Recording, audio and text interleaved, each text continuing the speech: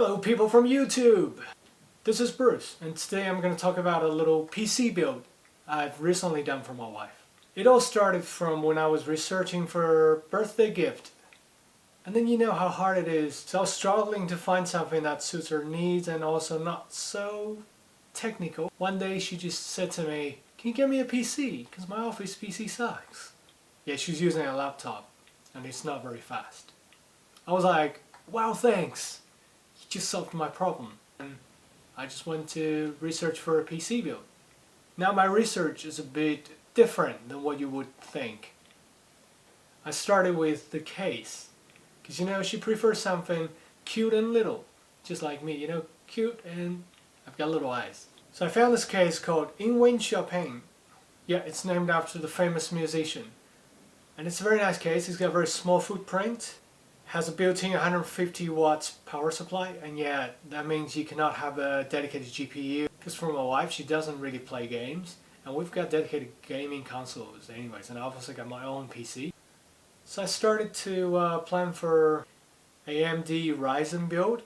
Then I realized it's just so expensive to get a compatible motherboard, because you know, all the ITX Ryzen supported motherboards are over 300 bucks. I don't know what's happening with these guys. So I ended up getting a B460M from ASRock, which supports the latest 10th generation Intel CPUs. And for the CPU, I found a compatible one which is not too shabby and not too expensive. The entry-level 10100 Core i3. It has 4 cores and 8 threads. It's plenty of horsepower. And it has a built-in UHD 630 graphics card. Now that graphics card is not really something that's powerful enough to run your AAA games, but it can run most of the games in relatively mid to low settings pretty well. Also on the motherboard we've got a built-in Wi-Fi and Bluetooth, so it saves you a lot of trouble, you know, adding extra stuff to it. Plus you can't really add any extra card to it. You basically only have the motherboard and the CPU that's going to fill up the whole case. Now there's something optional I added. I've added a Noctua NHL99, which is a low-profile CPU cooler. It's almost the same cost as my own computer's 9100F CPU at 79 bucks. The reason why I pick it up because, first of all, the stock CPU cooler is a bit too big, yet it'll fit. I don't want it to touch the top vent, so you know. The second thing is, this one's really quiet. It's so quiet that sometimes I have to actually get close to it and check if the fan's running. I'm worried that the CPU might get burnt. As for the RAM and the hard drive, I picked up a pretty commonly used G.Skill 3200 MHz DDR4, a 8 gig RAM stick. Then I also have a 500 gig M2 SSD from Crucial for the boot drive. Now with this motherboard, there's one caveat. If you're using M2, you will lose one SATA 3 SSD connector. So make sure that you connect from the second or the third or the fourth. This is not a problem for me because I'm using a 1TB WD Grey SSD as the data drive, and I connect it to the second connector, so it works well. Now I'm going to show you the build. Of course I'm going to fast forward it because it's nothing interesting really. What's interesting for me when I was building it is like playing Legos.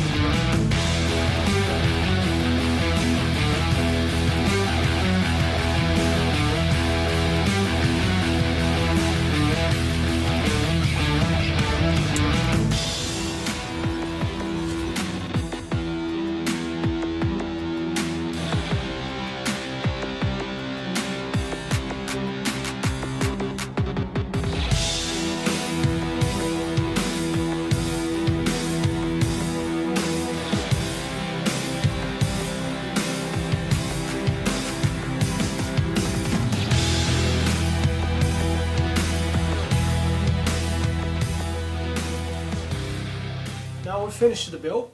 Let's turn it on and see how we go. So in this next part, I'm increasing the microphone gain just to show you the noise level. That was it. As you can see, the noise level is very low. What have we here? Of course, the first thing you have to do is the Windows update. Now let's run Geekbench 5 and see how we go.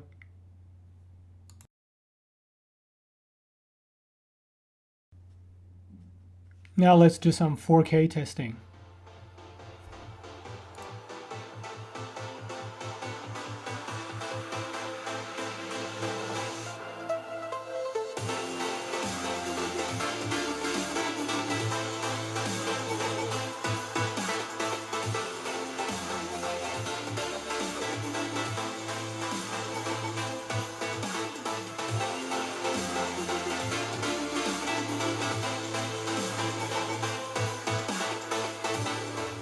So it handles 4K video like a piece of cake.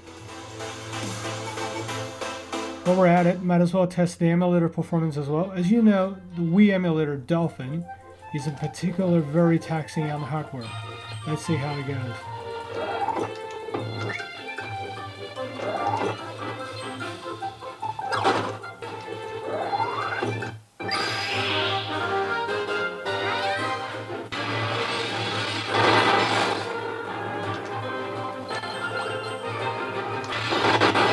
So it runs Kirby pretty well, and I was able to finish one stage without any problem.